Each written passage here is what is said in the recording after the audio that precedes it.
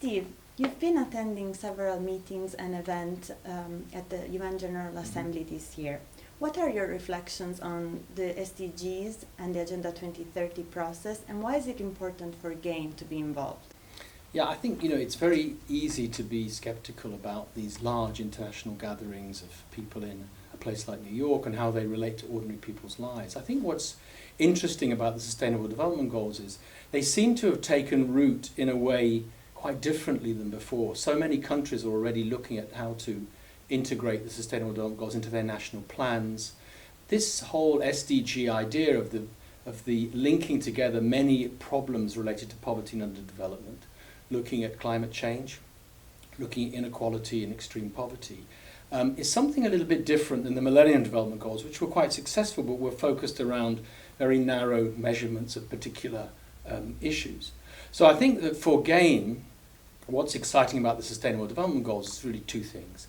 First, our model of work, right since we were founded nearly 15 years ago, has been about partnerships between governments leading and the private sector and civil society. This is now the model which is being built into the SDGs.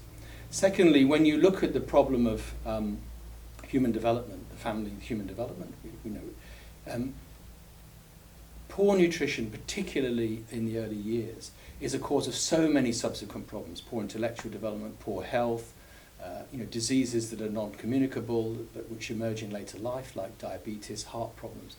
You see that to tackle that problem of poor nutrition, you need also to be addressing many other issues at the same time. If you have climate change, you're going to affect food security. This affects nutrition. So I think that the interesting thing about the Sustainable Development Goals is they really are asking the right questions, and they're asking the actors who can solve them to work differently together than they have in the past.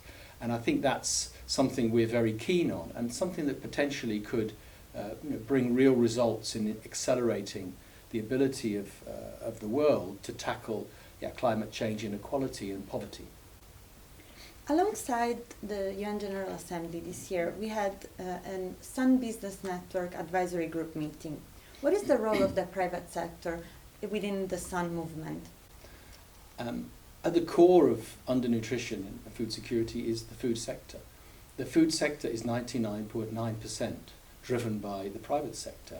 I mean by that not just big companies that we think of in the global economy, but most food comes in fact from small and medium enterprises, farmers who are really part of the private sector, traders and so on.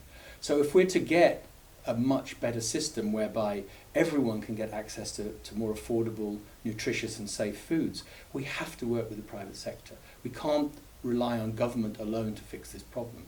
So what the Sun Business Network's doing, and it already has nearly 250 companies signed up, most of them from developing countries, smaller and medium-sized enterprises. What it's trying to do is build a partnership between the communities, civil society, the government, and those private sector players to work to improve access to safe, affordable, nutritious food. And I think it's been very, very successful. We already have 6 or 7 networks beginning at country level to build the private sector into the partnerships with the governments.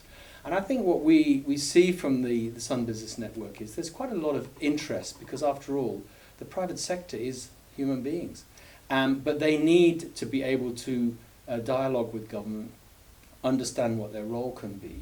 And the Sun Business Network is an attempt to build a platform that will allow that to happen, not just globally, but more importantly, happen in the priority countries of the Sun movement. So I think we had a good meeting last week, 2 weeks ago in New York, and this bodes well for the ability of Sun, which is a movement that predated, of course, by several years the SDGs, but reflects very much in how it works, this concept of partnerships between government, civil society and private sector.